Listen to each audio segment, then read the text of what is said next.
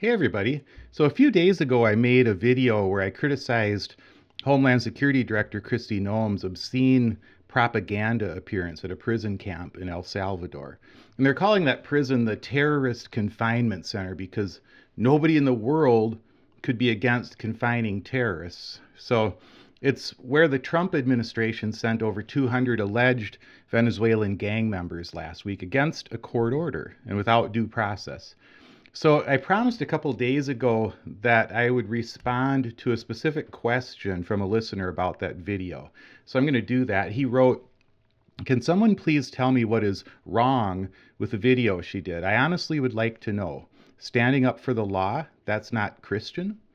So I'm going to get into that, and I'm going to use this question as a jumping off point to explain why I plan to keep talking about immigration. I could be wrong, but it seems like the Democratic politicians right now are being super careful about how they talk about immigration ever since the election. I think they blame that issue at least partly for their loss. And on some level, they might be right about that.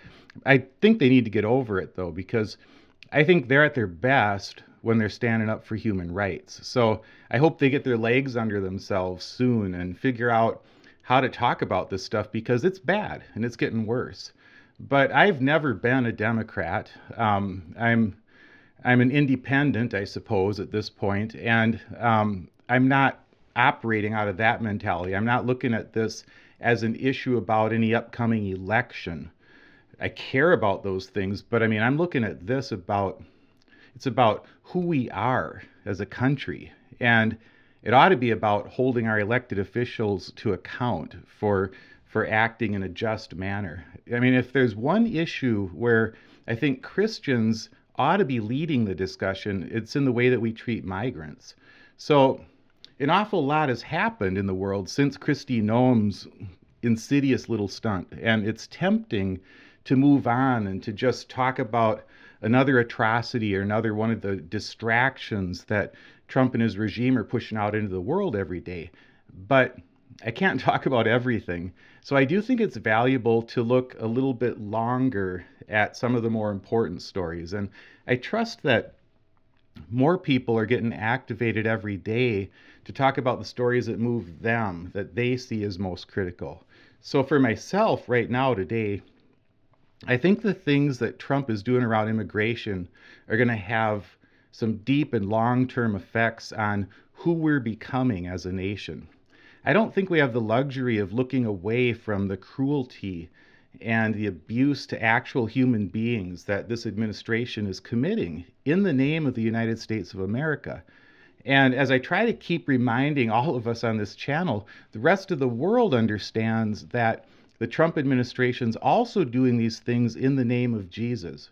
The entire world knows that Donald Trump was the choice of over 80% of white evangelicals. And they can see that Kristi Noem puts herself out there as a very public and outspoken supposed Christian. And that turns my stomach, honestly. So not only is Trump using hateful and distorted rhetoric to encourage his followers to think of migrants as less than human, he's also using the most difficult to defend migrants as a wedge to basically to kind of pry our nation away from some long-held beliefs that we have about things like the rule of law and due process. And we believe in those things even for the people who've done things that might be hard to defend. We believe in America that you still have a rule of law and due process. So demonizing migrants is an old playbook that all authoritarians use because it taps into the sort of primal tribalism that all human beings have wired into us. And I know that a lot of people want to just dismiss all of this by just throwing out the word, but they're illegal. They're here illegally.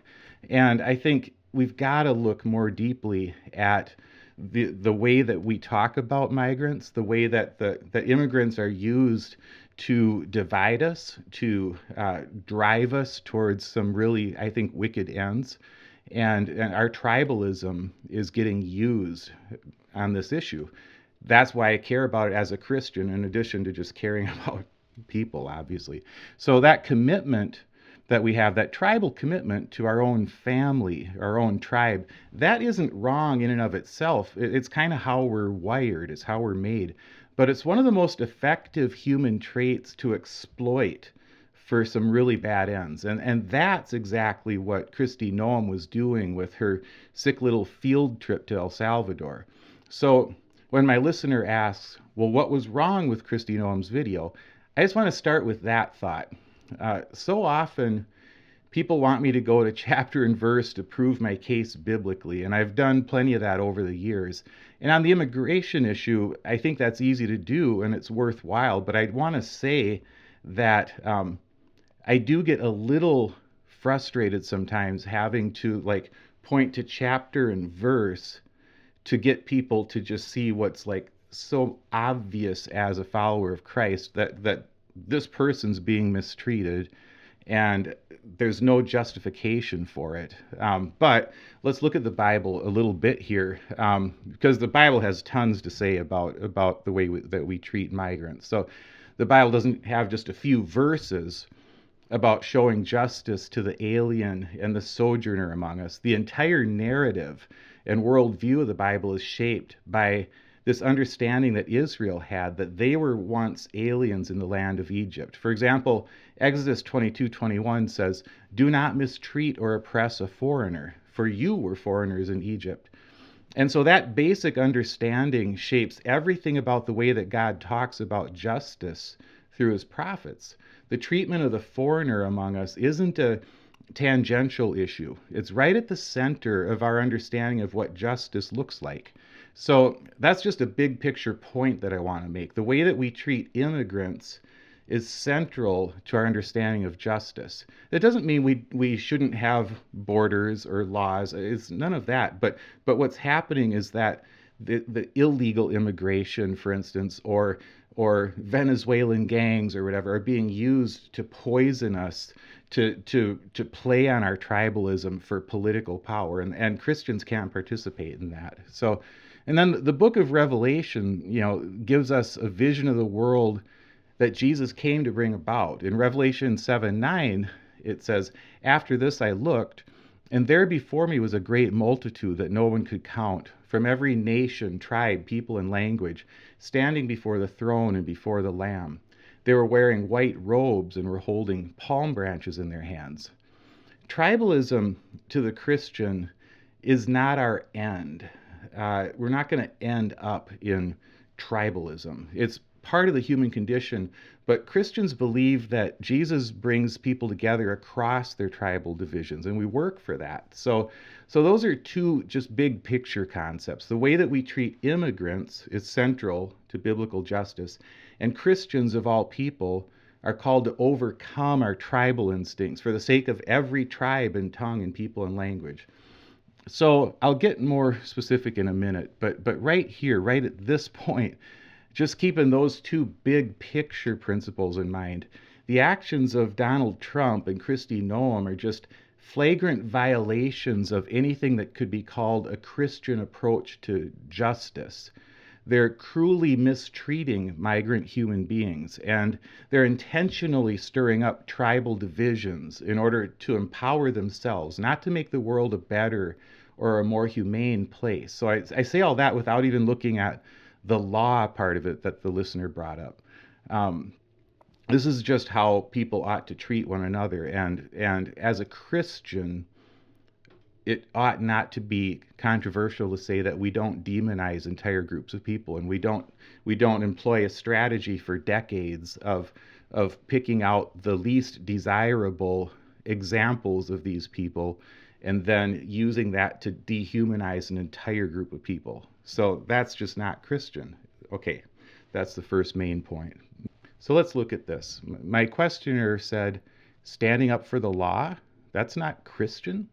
Now, with this particular listener, he's said enough other things for me to know in the past that he's not asking a sincere question. So I'm going to answer it sincerely, but I'm also just going to call BS on some of it because I have seen other comments that he's made. And honestly, I know that I overuse the word obscene, but I don't have a better word to describe some of what I see here, including like this shallow and ugly approach to the law that he's using in this question. So I just want to start with a couple obvious points regarding the law.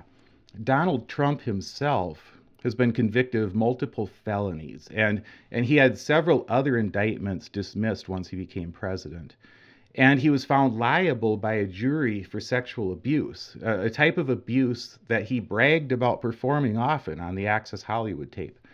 And on the first day that he was in office, he pardoned all the January 6th rioters, including the ones who were convicted of beating police officers. So it's beyond obscene to use this phrase, standing up for the law, in regard to Trump, or in this case, one of his henchmen, Kristi Noem. So to use that phrase is to actively participate in the destruction of language, which leads to the destruction of logic, which leads to the destruction of truth, which leads to the destruction of conscience, which is where 80% of white evangelicals find themselves today. But let's just do a thought experiment and ask, well, what if Trump weren't this guy? What if Trump were not a convicted felon, an adjudicated sexual abuser, a pardoner of those who physically assaulted cops, all that stuff? What if he were a choir boy and this situation with the Venezuelans was his first offense? It would still be a ludicrous statement to call what Trump and Kristi Noem are doing here standing up for the law, because their actions are explicitly unlawful. Donald Trump defied the law. He defied a court order to send those people to El Salvador. That's not standing up for law. Obviously, that's undermining the rule of law. He's also violating due process by sending those alleged gang members out of the country to that prison without proving that they've committed any crimes or that they're all even gang members. But in order to get around due process, he invoked the Alien Enemies Act of 1798, and that gives a president broad powers in a time of war to dispense with due process, to deport people from an enemy country. He's the first president to invoke these powers in a time when we're not at war with a country. And he stretched the meaning of the word war by saying we're at war with this Venezuelan gang. And that's one of the issues that our system of justice has to decide. Was that a proper use of the Alien Enemies Act? So by sending those prisoners out of the country against a judge's orders, Donald Trump is the one who's defying the law. He's not standing up for the law. I'm standing up for the law. And so is every other person who speaks out against these actions. I just want to warn my listener who sent me this question, don't fall for this stuff from Trump and Kristi Noem. It's just because it's just playing on a dark part of your nature. So I also just want to point out that the Alien Enemies Act gives a president the power to deport people. And I haven't studied this part yet. I'm honestly confused about it. But I just can't see how deporting someone to a prison camp in another country, and where they can be treated in a way that we would never allow in this country, is what the writers of that law meant by deportation. I don't know. I hope we get answers to that soon too. But again, it doesn't sound like upholding the law to me, at least not the spirit of the law, certainly. And so all of this reminds me of what Jason Stanley said about law and order in his video on the 10 tactics of fascism. And so I'm going to post a link to that excellent video in the description below. But what he says is this: loyalty to the dominant group means law-abidingness, and the minority group is by its nature not law-abiding. Law and order in fascist politics means the members of a minority group who accept their subservient role, they're law-abiding. And the members of the dominant group, by their very nature, are law-abiding. And by definition, the leader can't violate law and order. So law and order doesn't mean justice. Law and order doesn't mean equality. Law and order structures who's legitimate and who's not. So this isn't to say, of course, that we shouldn't hold violent gang members accountable for their crimes. Obviously we should. But it is to say that not every action we take, even against violent gang members, is justified. And we've heard credible reports that some of the people sent to this prison in El Salvador are not gang members. And without due process, how are we ever going to find out? And I know that my listener is probably going to say, oh, but they're illegals. They're here illegally. I hate that word illegal, by the way. It's another dehumanizing label to put on somebody. But say they're here illegally. We do know that that's not true about all of them. In the case of some of them, that just isn't true. Here's an article about a man with a legal asylum case pending who got swept up in this group.